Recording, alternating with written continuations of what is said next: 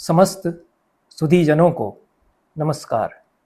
प्राचीन भारतीय समाज में और संस्कृति में गणिकाओं का एक विशेष महत्व रहा है। गणिकाओं के लिए आचार विचार निर्धारित किए गए, उनके लिए वैधानिक व्यवस्थाएं भी की गईं, उनके लिए कानून भी था। कानून के अंतर्गत उनको अधिकार भी प्राप्त थे। वे राजा को शुल्क भी देती थीं, इसलिए वे एक सम्मानित नागरिक के रूप में भी आदर का पात्र होती थीं। इस पर मैंने पहले चर्चा अपने व्याख्यानों में की है। कौटिल्य का अर्थशास्त्र देखें, समाज से संबंधित अन्य व्यवस्थाएं देने वाले साहित्य को देखें तो उसमें गणिका वृत्त का विशेष महत्व है। गणिकाओं के लिए एक अलग से शास्त्र निर्मित किया गया, उसको गणिका वृत्त कहा गया और वैशिक भी उसको कहा जाता है। गणिकाओं के लिए जो वृत्त या आचरण संहिता बताने वाला शास्त्र है उसको गणिका वृत्त कहा गया है, और वेश्याओं के लिए जो कानून कायदे आचार संहिताएं उनका निरूपण करने वाला शास्त्र है उसको वैशिक कहा गया है। वैशिक का प्राचीनतम विस्तृत निरूपण वात्स्यायन के कामसूत्र में मिलता है, छठे अधिकरण में। और कामसूत्र में वात्स्यायन अनेकत्र वैश्याओं गणिकाओं से संबंधित चर्चा करते हैं, विशद चर्चा करते हैं। वे यह भी कहते हैं कि सृष्टि के प्रारंभ से ही वैश्याओं के लिए पुरुषों के संसर्ग से रति और वृत्ति का विधान चला आ रहा है। यह तो अनादिकाल से वो कहते हैं, जब से सृष्टि आरंभ हुई, मनुष्य जाति आई, तब से ही ये पेशा भी चला आ रहा है और उनके लिए रति और वृत्ति दोनों का विधान समाज करता आया है। वृत्ति के द्वारा वे स्वाभाविक रूप से भी प्रवृत्त हो सकती हैं और कृत्रिम रूप से भी प्रवृत्त हो सकती हैं। वृत्ति मतलब पेशा तो उनका है, लेकिन अनुराग के साथ इस पेशे में वे काम कर सकती हैं। अनुराग न हो तब केवल पेशा करने के लिए भी प्रवृत्त हो सकती हैं। दोनों बातें वात्स्यायन कहते हैं। पर यह भी कहते हैं कि जब केवल पैसे के लिए कृत्रिम रूप से प्रवृत्त हो, सहज अनुराग है, तब भी किसी पुरुष को आमंत्रित करती है या उससे साहचर्य करती है, उससे कुछ जीविकोपार्जन भी यदि होता है तो होता रहे, पर अनुराग है उसके साथ, यह भी संभव है। लेकिन जब कृत्रिम रूप से केवल पेशा करने के लिए प्रवृत्त हो, तब भी उसको निभाने के लिए यह तो करना ही चाहिए कि प्रेम है, सब कुछ स्वाभाविक रूप में कर रही है, क्योंकि पुरुष चाहत देखते हैं, कामना देखते हैं स्त्री के भीतर, तभी वे आकर्षित होंगे। निर्देश देते हैं कि जो आचार्यों ने निर्देश दिए हैं गणिकाओं के लिए, उन्हीं का पालन वे करें, उनके बाहर न जाएं, ऐसे उपायों का सहारा न लें जो कि वेश्याओं के लिए निर्धारित नहीं है। इससे ऐसा लगता है कि एक शास्त्र है, उनके लिए मर्यादाएं निर्धारित की गई हैं, मर्यादाओं का उल्लंघन उनको नहीं करना चाहिए, यह बताया गया है। यह तो आशा की जाती थी, अपेक्षा भी की जाती थी वेश्या के गणिका के लिए कि वह खिड़की पर नजर आएगी, दिखाई देगी, अपने आप को प्रदर्शित करेगी और बहुत ज़्यादा चेहरा वहरा ढके हुए नहीं रखेगी, कुछ अपने आप को प्रकट किए रहेगी, सदा गहनों से सजी धजी बाहर राजमार्ग की ओर ताकती रहे वातायन से, अपने आप को बहुत ढक कर के न रखे, क्योंकि वेश्या पण्य वस्तु सदृश होती है, यह वात्स्यायन ने कहा है। पण्याङ्गना यह दूसरा पर्याय भी वेश्या के लिए आता है। पण्य खरीदी जाने वाली वह है, इसलिए पण्य या पण पैसे के लिए आता है, पैसे से प्राप्त की जाने वाली वह है, इसलिए पण्याङ्गना भी उसको कहा गया है। और वेश्या के लिए बहुत सारी, गणिका के लिए भी बहुत सारी हिदायतें वात्स्यायन देते हैं। अपने कैसे सहायकों को वह चुने, अपने प्रति जो अनर्थ हो सकता है, अन्याय भी हो सकता है, उससे रोकने के लिए उसको कैसे लोगों को अपने लिए रक्षक के रूप में रखना चाहिए, और अर्थ को भी साध सके, जिनके साथ गमन करना है, अभिसरण जिनके साथ करेगी या डेटिंग जिसको कहते हैं वह करेगी, तो इज्जत के साथ वह इसमें रहे, उनसे सम्मानजनक जीवन वह उनके साथ बिताती रहे, ऐसी व्यवस्था उसको करनी चाहिए, बेइज्जत वह न हो। किन लोगों से उसको मैत्रीपूर्ण संबंध रखने चाहिए, उनकी बड़ी सूची वात्स्यायन देते हैं। राजा के आरक्षक पुरुष, जो आजकल पुलिस कह सकते हैं, धर्माधिकारी, न्यायाधीश, ज्योतिषी, पराक्रमी, शूरवीर लोग, समान विद्या वाले लोग। समान विद्याएं क्या हैं? संगीत, नृत्य, नाट्य, पुस्तक वाचन, काव्य, कला, और भी जो 64 कलाएं वात्स्यायन ने बताई हैं, उसमें खाना बनाना, रसोई, साज श्रृंगार, वस्त्र विद्या इत्यादि, अल्पना, रंगोली, बहुत सारी विद्याएं जो हैं, उनमें जो पारंगत है उनसे उसको मित्रता रखनी चाहिए, जो विशेषज्ञ लोग हैं। कला के पारखी लोगों से संपर्क रखे। पीठमर्द, विट, विदूषक, ये तो सहायक कहे गए हैं, इनका विस्तार से निरूपण किया है वात्स्यायन ने आगे चल के। पीठमर्द जो पीछे पीछे चलने वाला पिछलग्गू है, और विट बहुत महत्वपूर्ण है पूरे कामशास्त्र में भी, और भाण का नायक भी वह है। विदूषक, फिर मालाकार, गांधिक जो इत्र फुलेल बेचने वाले हैं, शौंडिक जो मदिरा बेचने वाले हैं, रंजक जो रंगरेज हैं, रंगाई का काम करने वाले हैं, नाई है, भिक्षुक हैं, इनसे भी संपर्क, मित्रतापूर्ण संबंध वैश्या को रखना चाहिए। ये वात्स्यायन वैश्या गणिका के लिए हिदायत देते हैं, और इसकी पूरी परंपरा कामशास्त्र की जब बताते हैं, उसके आचार्य गिनाते हैं, तो प्रजापति से ही कामशास्त्र का उद्भव हुआ ऐसा बताते हैं। इसके पहले आचार्य प्रजापति हैं, उन्होंने इतने हजार श्लोकों में पहला कामसूत्र या कामशास्त्र का ग्रंथ लिखा, उसको फिर इसने कुछ संक्षेप किया, इसने संक्षेप किया, इस प्रकार से श्वेतकेतु उसके आचार्य हुए। तो कई नाम तो आख्यानों में जो आते हैं, ऐतिहासिक हैं या नहीं, वास्तव में हिस्टोरिकल फिगर्स हैं या नहीं, यह कहना कठिन है, पर दत्तक का नाम उसमें आता है। और दत्तक सचमुच में एक आचार्य रहे हैं, उन्होंने एक ग्रंथ लिखा था दत्तकम नाम से। तो दत्तकम को उद्धृत बाद के आचार्यों ने किया। यह ग्रंथ वात्स्यायन को भी प्राप्त था, बाद के जो टीकाकार हैं यशोधर आदि, उनको भी यह प्राप्त था, क्योंकि दत्तक सूत्र में लिखा गया था, उसके सूत्र उद्धृत मिलते हैं। दत्तक के बारे में कथाएं भी मिलती हैं। यशोधर दत्तक के संबंध में जानकारी देते हैं कि वह मथुरा के एक ब्राह्मण के बेटे थे, पर माँ नहीं रही, और पिता ने उनको किसी महिला को सौंप दिया। उसके कारण दत्तक का लालन पालन गणिकाओं के बीच हुआ। उन्होंने वहाँ रहकर के संगीत और नृत्य में निपुणता प्राप्त की, और गणिकाओं की जीवन पद्धति का, उनके आचार विचार का अध्ययन किया, और इतने पारंगत उसमें हो गए कि गणिकाएं उनसे सलाह लेने आती थी कि आप जानते हैं, आप बताइए। तो ब्राह्मण थे, तो इस शास्त्र में वे अपने पर्यवेक्षण से, ऑब्जर्वेशन से पारंगत हो गए, तो सलाह देने लग गए, सलाहकार हो गए। गणिकाओं को इतना पसंद आता था उनका परामर्श, जो वे टिप्स देते थे वो इतनी उनको माफिक आती थी कि गणिकाओं ने दत्तक से अनुरोध किया कि महाराज आप तो एक शास्त्र लिख डालिए हम लोगों के लिए, ताकि आगे सनद रहे, आगे काम आए। तो उन्होंने, गणिकाओं ने दिशा निर्देश, एक गाइड बुक लिखने के लिए दत्तक से अनुरोध किया। तब उन्होंने दत्तक सूत्रम नाम से दत्तक ने ग्रंथ लिखा, जो मुख्य रूप से गणिकाओं के लिए हिदायत देने वाला ग्रंथ था। शामिलक ने धूर्तविट संवाद में, और ईश्वर दत्त ने पाद ताड़ित्यकम में, ये जो दो भाण हैं चतुर्भाणी के, उनमें दत्तक सूत्रम से 2 सूत्र उद्धृत किए हैं। तद दत्तके नापि उक्तम कामोर्थ नाशः इत्यादि। काम यदि बहुत अधिक सेवन किया जाएगा तो अर्थनाश होगा, ऐसा दत्तक कहते हैं। अपमान शब्द काम इति दात्त किया है, यह भी केवल वाणी से लल्लो चप्पो करने वाला होता है, वह वास्तव में पुरुष नहीं होता, ऐसा दत्तक कहते हैं। वैश्याओं के लिए समझाने के लिए उन्होंने एक सूत्र कोई जो लिखा था। कुट्टनी मत जो दामोदर का सुप्रसिद्ध महाकाव्य है, सुंदर महाकाव्य है, उसमें वे दत्तक का स्मरण करते हैं। तो 9वीं 10वीं शताब्दी तक दत्तक का ग्रंथ प्राप्त था, और दत्तक का स्मरण कवि और आचार्य करते थे।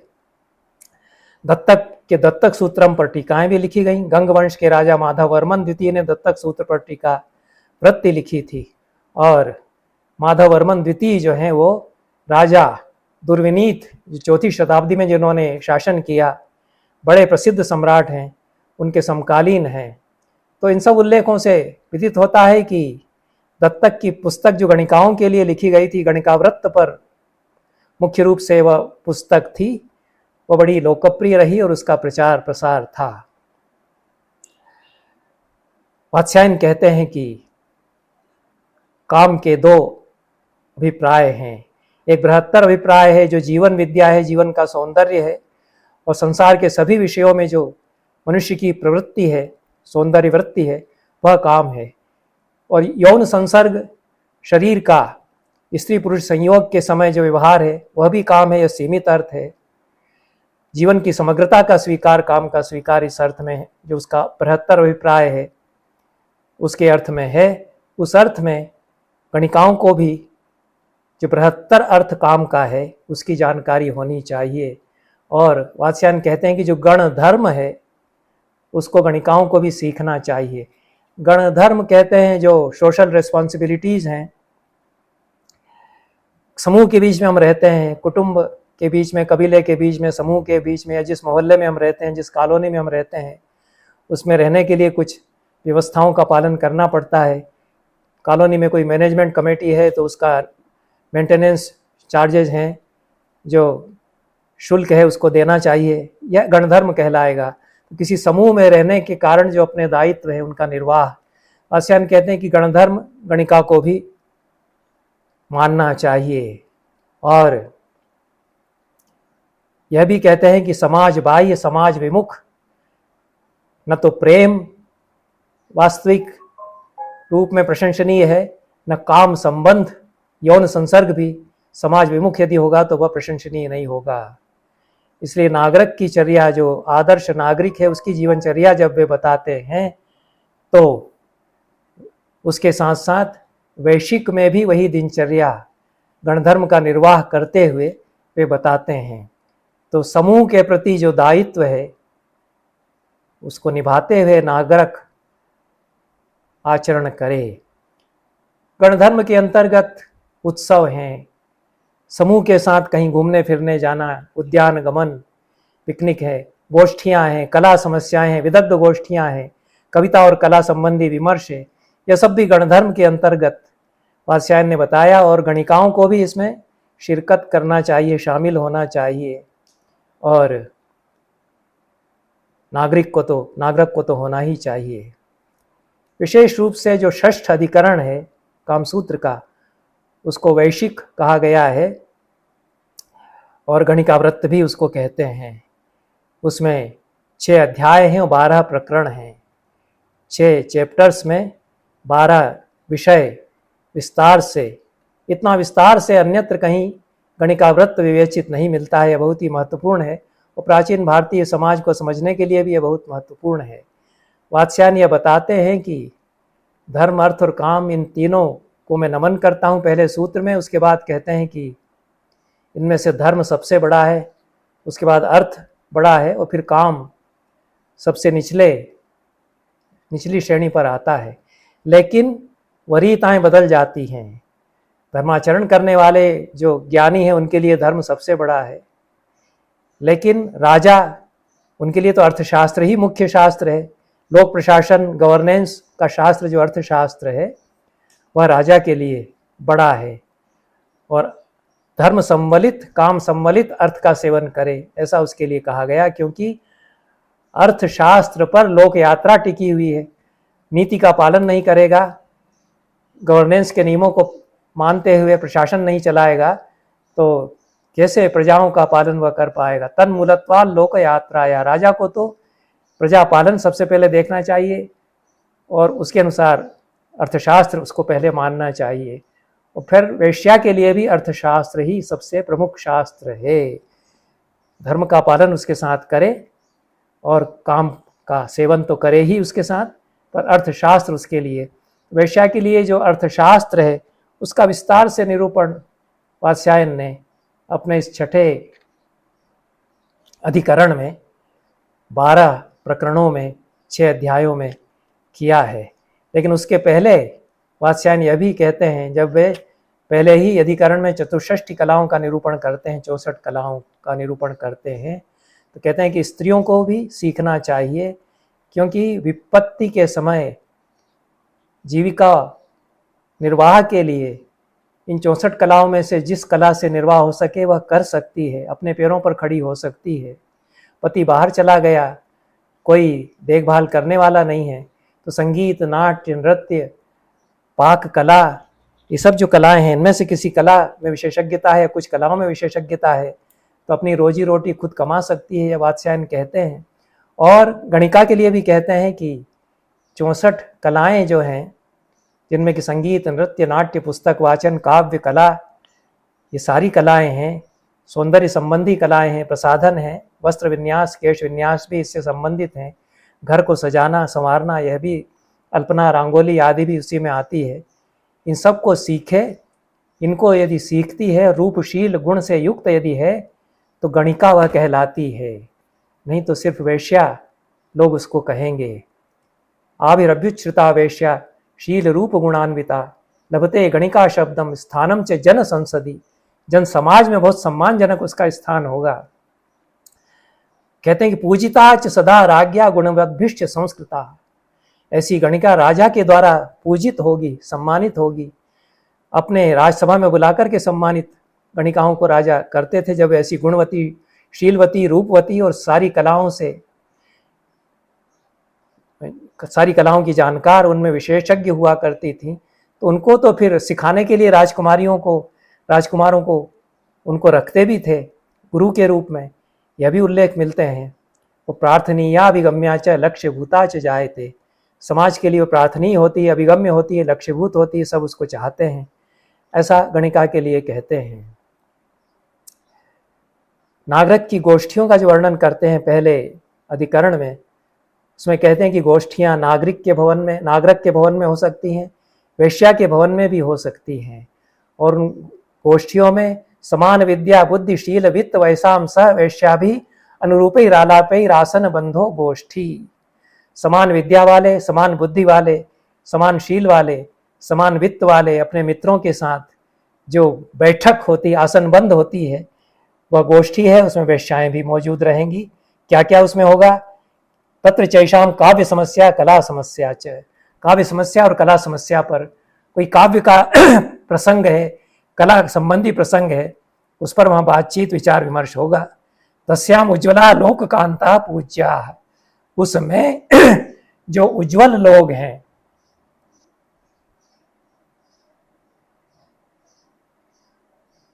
सम्माननीय लोग हैं, उनको सम्मानित उसमें करे, उन गोष्ठियों में। और जिनसे प्रेम है, ऐसे अपने मित्रों को उसमें बुलाए। परस्पर भवनेषु चापानकानि। एक दूसरे के घर में आपानक भी रखना चाहिए। आपानक तो पार्टी है जिसमें कि मदिरा भी पी जाएगी, कुछ खाया भी जाएगा और पिया भी जाएगा, वह भी होगी। और कई तरह की जो शराबें हैं उनको भी गिनाया है, कैसे बनती थी यह भी बताया है। तत्र मधु मैरेय सुरा सवान विविध लवण फल हरित शाक तिक्त कटुकाम्लोपदंशान वेश्या पाययु अनुपिबेयुश्च। ये सर्व करेंगी वेश्याएं, और उसके साथ क्या क्या सर्व किया जाएगा उसकी अच्छी सूची है। वो उपदंश जो चिखोना कहते हैं, स्नैक्स जिसको कहते हैं, उसके साथ तो आपानक गोष्ठी वो अलग है।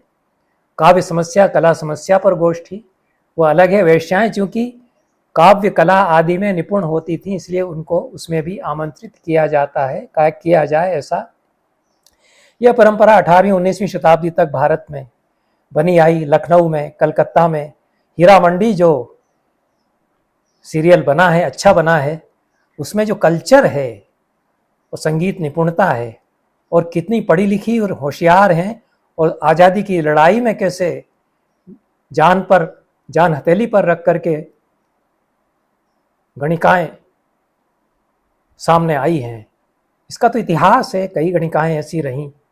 उमराव जान अदा हाजी रुस्वा का उपन्यास है, उस पर भी फिल्म बनी है। संस्कृत में प्रताप कुमार मिश्रा, श्वेत केतु ने उसका अच्छा अनुवाद भी किया है। यह जीवन है जो 19वीं शताब्दी तक था। हम में पाखंड आ गया, या तो इसको पूरी तरह से समाप्त कर देते, पूरी तरह से समाप्त नहीं कर पाए। तो दबे छिपे जो होता है उसमें कितनी बुराइयां होती हैं, औरतें कितनी सताई जाती हैं, पुलिस पकड़ करके ले जाती है। जिसके पास लाइसेंस है, जो शुल्क दे रही है, और सम्मानित नागरिक है, राजा सम्मान देता है, किसकी हिम्मत होगी कि बिना वजह उसको थाने में बुला ले, जब वो कानून कायदे से चल रही है। और कौटिल्य ने अर्थशास्त्र में उसकी व्यवस्थाएं बताई हैं। या तो ये कर लो, नहीं तो पाखंड करो। कि हमारे शहर में तो कोई ऐसा नहीं होता है, दिखाओ कि कोई रेड लाइट एरिया भी नहीं है, सब कुछ शील संपन्न है पूरा समाज, दिखावे पर चलेगा समाज तो ये भीतर ही भीतर नासूर पनपेगा। प्राचीन काल में ये नहीं था। इसका विस्तार से निरूपण किया तो उसके लिए एक शास्त्र भी है, तो गणिकाव्रत भी है, तो गणिकाओं के लिए भी शास्त्र है। जो नागभों सिकोड़ते हैं वो पाखंडी पंडित हो सकते हैं। समाज पूरी तरह से इस वृत्ति को कभी भी उन्मूलित नहीं कर पाया। कहा यही जाता है जो समाज शास्त्री हैं। मंडी श्याम बेनेगल ने जो बनाई है फिल्म, यही होता है कि इसको जितना उन्मूलित करने के लिए प्रयास किए गए उतना ही फिर क्योंकि कौन इसको पनपाते हैं, पुरुष समाज ही तो इसको पनपाता है, प्रश्रय देता है। जब वो पूरी तरह से बंद कर देगा, सभी एकदम सदाचारी हो जाएंगे, सभी अपनी पत्नी पर पूरी तरह से संतुष्ट रहने वाले हो जाएंगे, तो ये पैसा भी खत्म हो जाएगा। लेकिन हमारे यहाँ तो प्राचीन काल से ही यह कहा गया कि स्वाधीनाम अनुकूलिनीम स्वगृहिणी मालिंगे यत् सुप्यते तत्किम प्रेम ग्रहाश्रम व्रतमिदम कष्टम समाचर्यते। स्वाधीन अनुकूलिनी प्रिय गृहिणी को गले लगा करके सो गए तो वो कोई प्रेम होता है? वह तो गृहस्थाश्रम का व्रत है, बहुत कष्टकारक होता है। प्रेम के लिए तो बाहर जाओ, गणिकाओं से मिलो, वहाँ पता चलेगा कैसे प्रेम किया जाता है। ये वैदिक काल से लगा करके और 19वीं शताब्दी तक यही मान्यता पुरुष समाज पोसते आए हैं, इसलिए उसके लिए गणिकाव्रत भी है, शास्त्र भी है और गणिकाएँ भी हैं। उनका जीवन है, पूरा समाज का प्रमुख यह जीवन है। इस प्रकार से वात्स्यायन ने 2 प्रकार की गोष्ठियों का वर्णन किया, काव्य समस्या और कला समस्या। फिर आपानक गोष्ठी का भी वर्णन किया। और जो मनोरंजन के उपाय हो सकते हैं उनमें भी वेश्याएं गणिकाएं सम्मिलित होंगी। ये बताते हैं नागरक व्रत में जल विहार है, जल क्रीड़ा है, उद्यान गमन है, मुर्गों की लड़ाई देखना, कुक्कुट युद्ध और नृत्य नाटक के प्रदर्शन देखने जाना, यह सब इसमें। और नागरिकों की जो दिनचर्या है उससे वेश्याओं की दिनचर्या, गणिकाओं की दिनचर्या जुड़ी हुई है। दोनों का साथ साथ वर्णन नागरक व्रत में प्रथम अधिकरण में वात्स्यायन करते हैं। नायिकाएं बताते हैं जब वात्स्यायन, तो उसमें वेश्याओं की परिगणना वे करते हैं। तत्र नायिकास्तिस्रः कन्यका पुनर्भूर्वेश्या च। कहते हैं कि नायक के जो सहायक हैं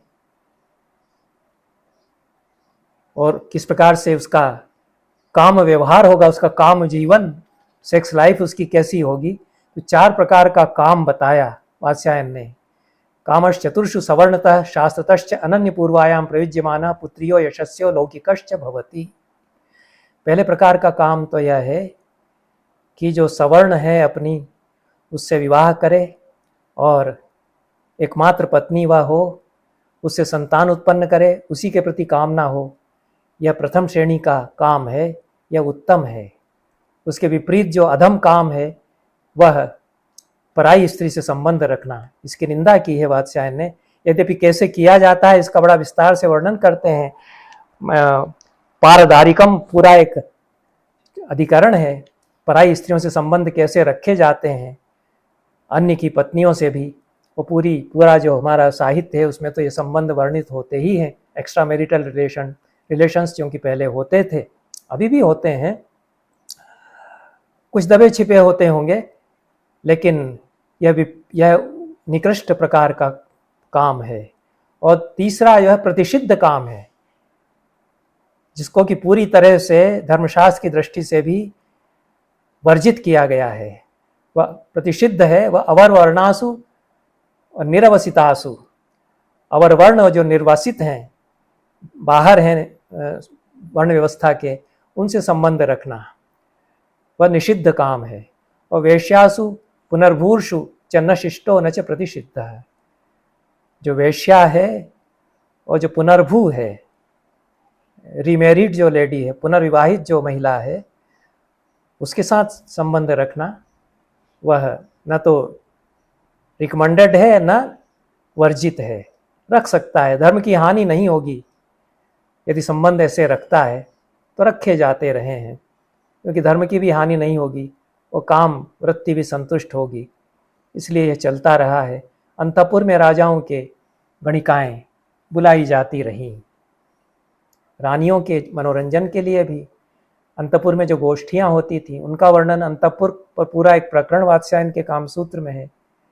उसमें कहा गया कि राजा जो गोष्ठियां करेगा, रानियों के बीच जो हंसी मजाक होंगे, उनमें वेश्याएं रहेंगी, क्योंकि वो इसमें माहिर होती हैं, कैसे बातचीत आगे बढ़ाना, हंसी मजाक करना, और उनके साथ में ये सब गोष्ठियां राजा कर सकता है।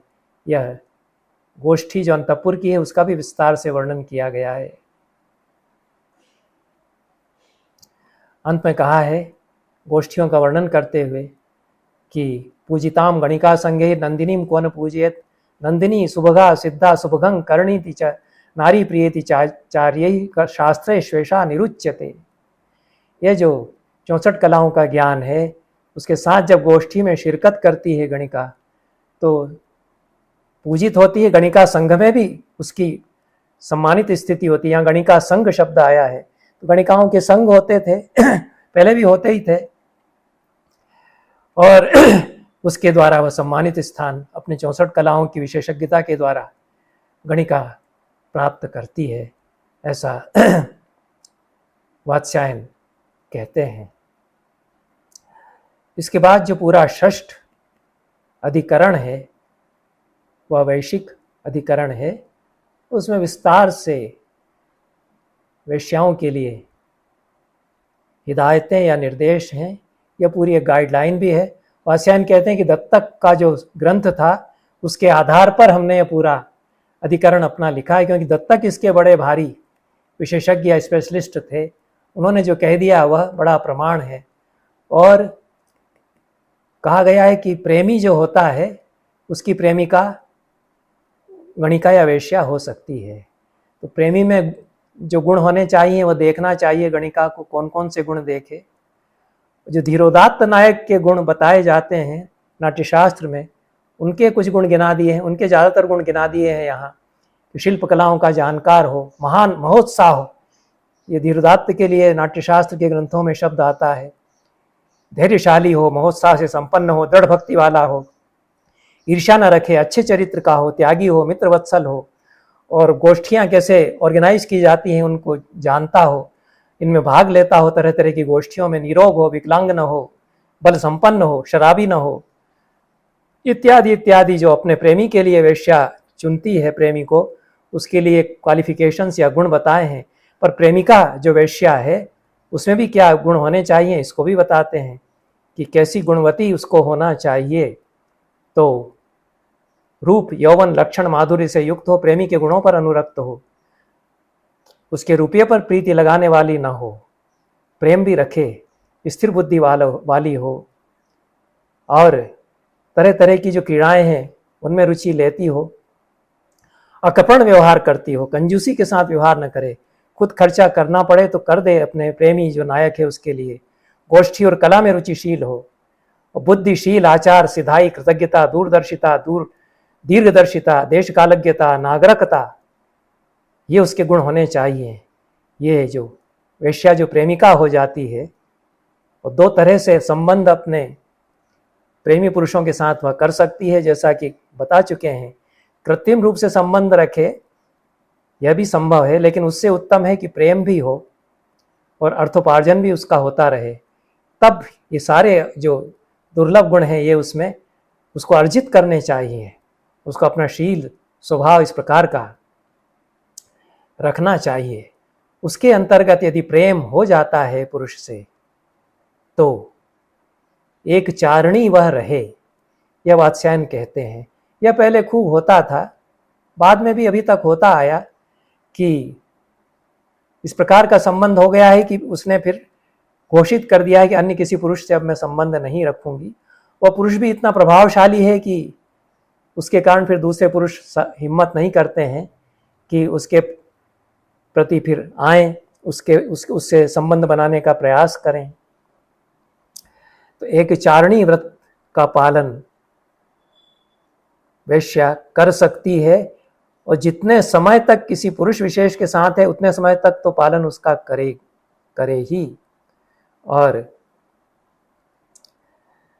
पूरा का पूरा यह जो गणिकावृत्त निरूपण है ये बहुत मनोविज्ञान पर आधारित है।